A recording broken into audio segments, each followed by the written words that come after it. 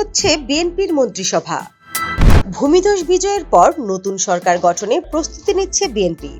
প্রাথমিকভাবে অভিজ্ঞ ও দক্ষদের নিয়ে আকারে ছোট মন্ত্রিসভা গঠন করতে যাচ্ছেন বিএনপি চেয়ারম্যান তারেক রহমান।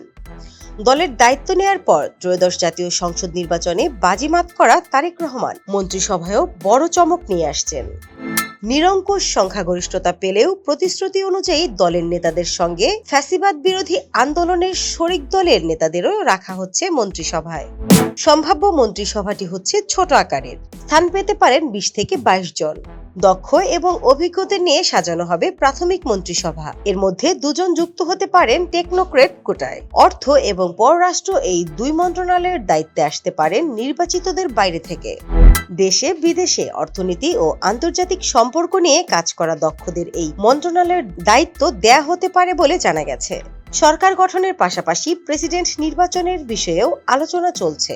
নতুন সংসদের প্রথম অধিবেশনেই এই প্রক্রিয়া শুরু হতে পারে।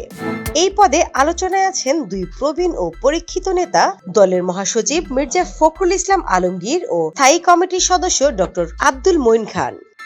মন্ত্রিপরিষদ বিভাগ সূত্র থেকে জানা গেছে, চলতি সপ্তাহের প্রথম কর্মদিবসেই নির্বাচিত এমপিদের গ্যাজেট হয়ে যাবে। এরপরই তাদের শপথ ও মন্ত্রিপরিষদ গঠনের প্রক্রিয়া শুরু হবে।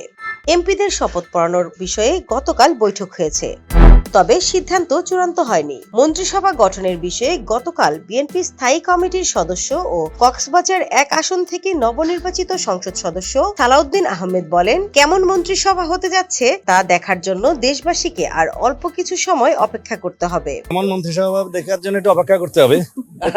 শুক্রবার দুপুরে সাংবাদিকদের সঙ্গে আলাপকালে তিনি বলেন, বাংলাদেশের ইতিহাসে এই নির্বাচন একটি মাইলফলক। সারা বিশ্ব এই সুষ্ঠু ও নিরপেক্ষ নির্বাচনের দিকে তাকিয়েছিল। 2-1টি বিচ্ছিন্ন ঘটনা ছাড়া প্রায় 100% শান্তিপূর্ণ পরিবেশে জনগণ তাদের ভোটাধিকার প্রয়োগ করেছেন। নতুন সরকারের লক্ষ্য সম্পর্কে সালাউদ্দিন আহমেদ বলেন, আমাদের লড়াই ছিল রাষ্ট্র কাঠামোর গণতান্ত্রিক সংস্কারের। শহীদের আকাঙ্ক্ষা এবং তরুণ প্রজন্মের প্রত্যাশা অনুযায়ী আমরা একটি মেধা ও প্রযুক্তি নির্ভর রাষ্ট্র বিনির্মাণ করতে চাই। আমাদের নির্বাচনী ইশতেহার এবং 31 দফা অনুযায়ী সংবিধানের কাঙ্ক্ষিত সংস্কার করা হবে। জুলাই জাতীয় সনদ একটি রাজনৈতিক সমঝোতার দলিল, যা অক্ষরে অক্ষরে পালন করা হবে। তিনি আশা প্রকাশ করেন, স্বাধীনতার পর এই সংসদই হবে সবচেয়ে বেশি আইন প্রণয়নকারী এবং জন আকাঙ্ক্ষার প্রতিফলক। নতুন সরকারের 3টি মূল অগ্রাধিকার হবে আইনের শাসন প্রতিষ্ঠা, অর্থনৈতিক সমৃদ্ধি এবং দুর্নীতি নির্মূল করা।